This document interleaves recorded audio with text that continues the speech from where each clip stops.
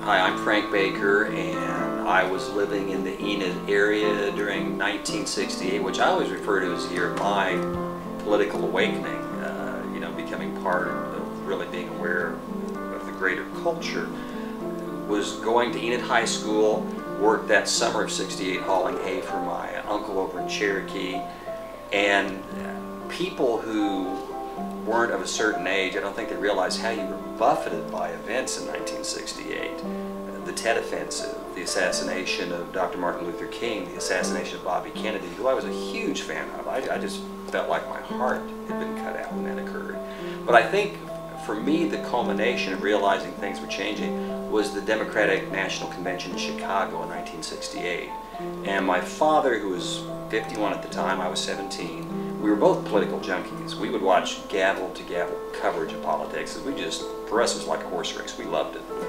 And when the riots erupted outside the Democratic National Convention, and I saw Chicago police beating up kids that looked a lot like me, it was a springboard for my father and I to discover how much we disagreed. And I think in microcosm, what we discovered that evening watching that riot and coverage was a cultural divide between the two of us, which ended up being representative of, I think, the cultural divide which was starting to occur in America.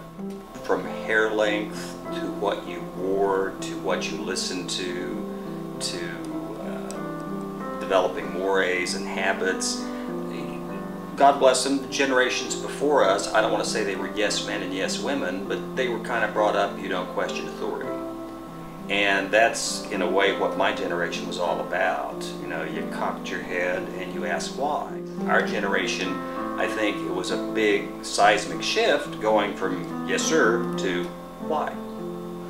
People who wanted to change society were literally gunned down in the cases of King and Kennedy.